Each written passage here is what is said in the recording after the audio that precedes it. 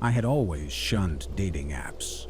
The idea of swiping through countless profiles, judging potential partners on a few curated photos and bios, seemed shallow. But after my last breakup left me heartbroken, my best friend insisted that I give Tinder a shot. "It's just for fun," she said. "You need a distraction." Reluctantly, I downloaded the app, not expecting much beyond a few awkward chats. One night, I just randomly swiped and suddenly noticed a profile. It was a close-up picture of a guy's piercing blue eyes. His name was Ethan. His bio said, "Truth lies beyond what the eyes can see." That caught my attention, so I swiped right. Much to my surprise, it was an instant match. Ethan did not waste much time starting a conversation with me. He was witty, charming, and we bonded quickly over our shared love for obscure literature and indie bands. His deep appreciation for Edgar Allan Poe added a mysterious allure to his persona. After a week of texting, Ethan suggested we meet. He picked a cozy cafe near my apartment. Our coffee date felt like a scene from a romantic movie. Ethan's face was even more striking in person. His sharp jawline and magnetic gaze made my heart race. But there was something about his eyes, a glint that seemed almost predatory, that unsettled me. By the end of the evening, Ethan offered me dinner at his place. I was hesitant for a moment, but disarming smile and easy laugh did the trick. It was a stylish loft by candlelight. The quiet, intimate atmosphere was extremely appealing, and I actually started to relaxing despite my earlier tension. Dinner was delicious, only I couldn't tell which meat he served. We were talking about art, philosophy, and the fragility of human connections as we ate. Ethan was so intense that I was drawn to him despite the nagging feeling of discomfort. After dinner, Ethan mentioned moving onto his balcony for a panoramic view. The space was a crammed little room above the city, with its glittering lights like spilled stardust. However, it wasn't right. This metallic smell was drifting about that turned my nose up in annoyance. "What's this?" I asked, gesturing toward a covered grill nestled in the corner. Ethan laughed, a sound more intimidating than jovial, just a little experiment. "You could call it a, special blend."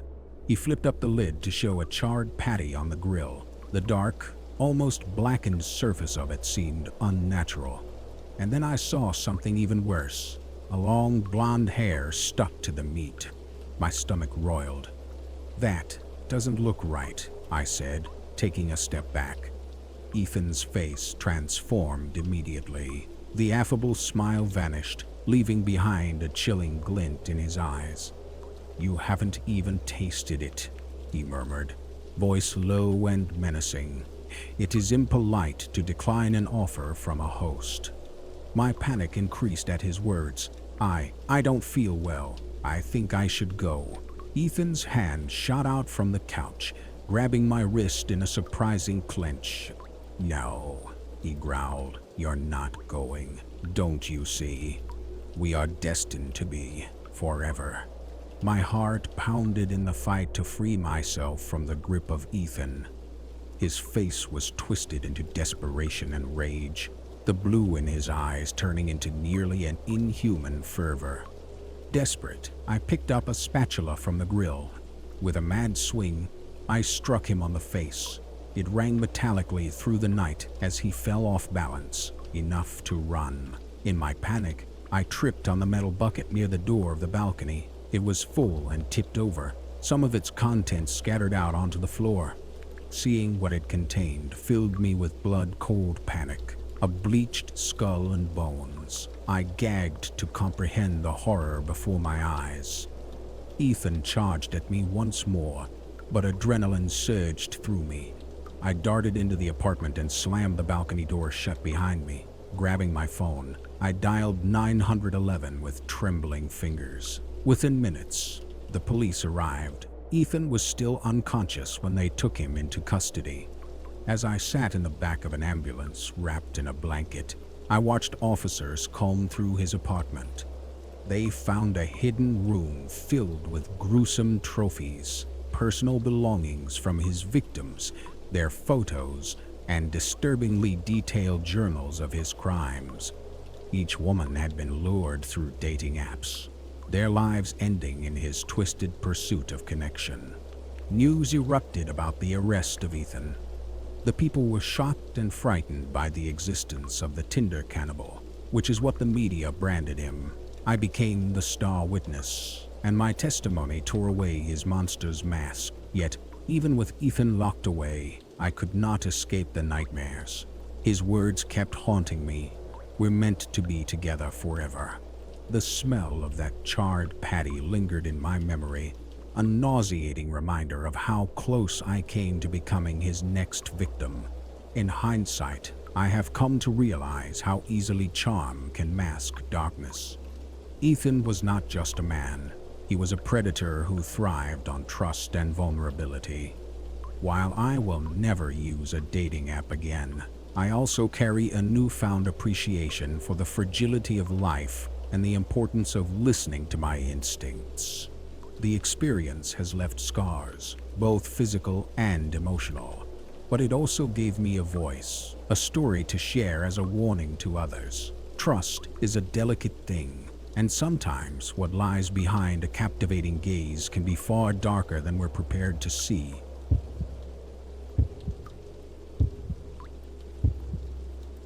Before moving on to the next story, if this is your first time, make sure to subscribe to our channel and press the bell icon for the next stories. We need your support. Please share these stories with your friends and family. Thank you.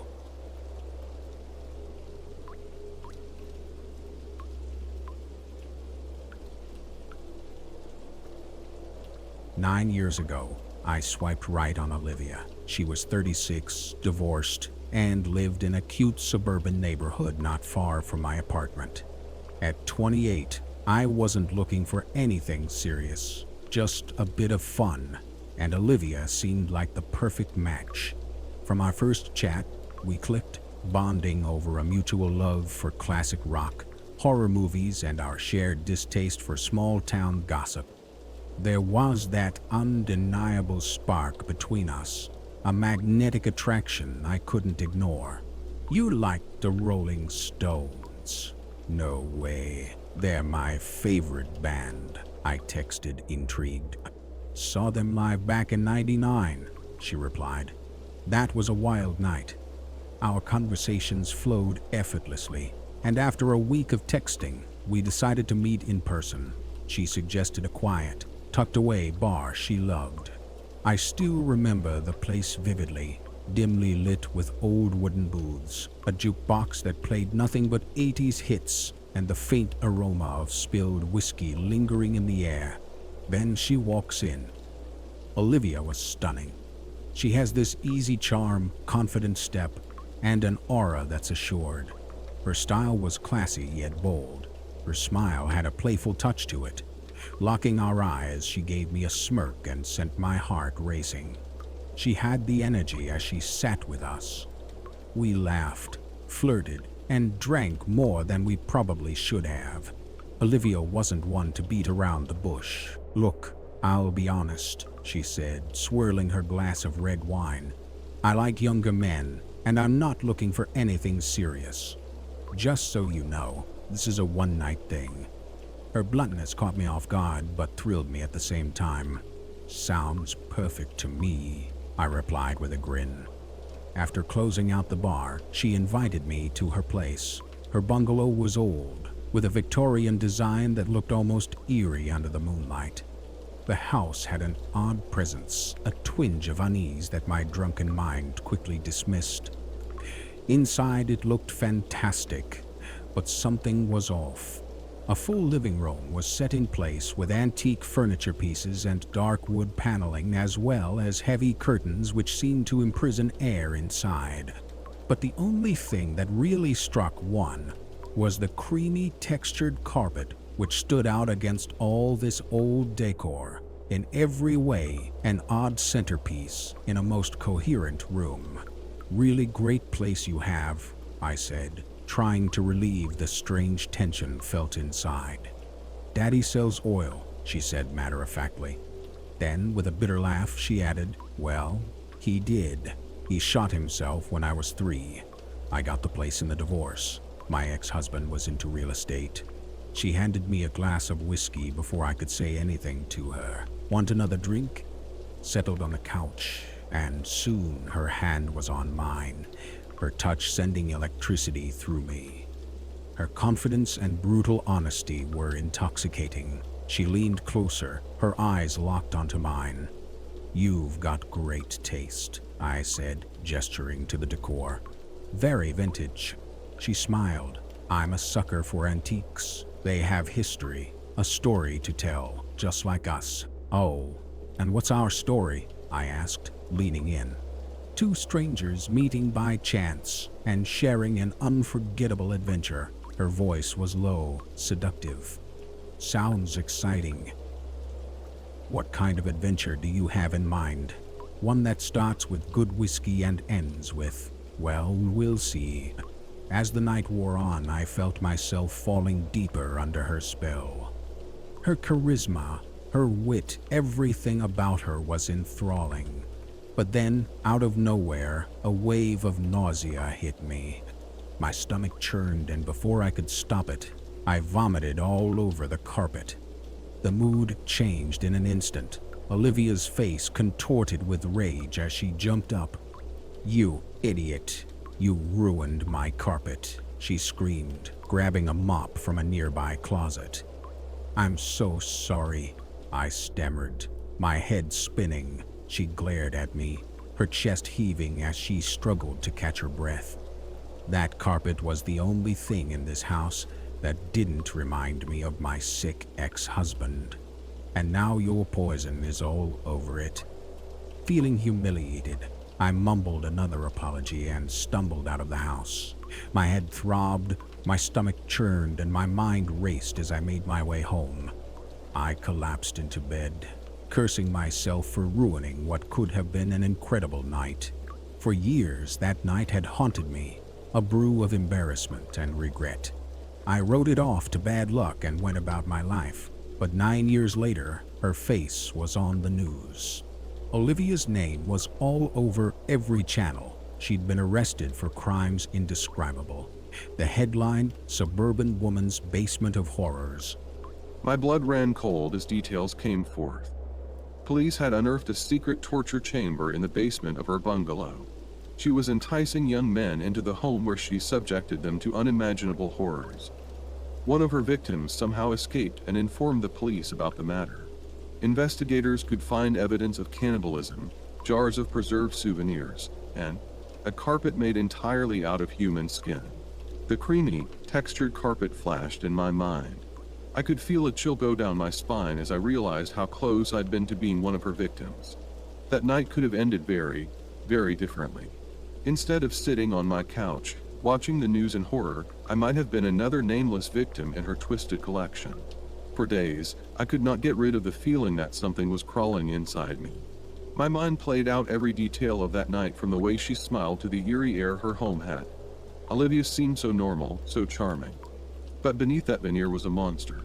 And by some twist of fate, I had escaped her clutches. Now, every time that night echoes in my mind, I'm told how misleading true appearances of things can become, as well as getting close enough to being her next evil chapter.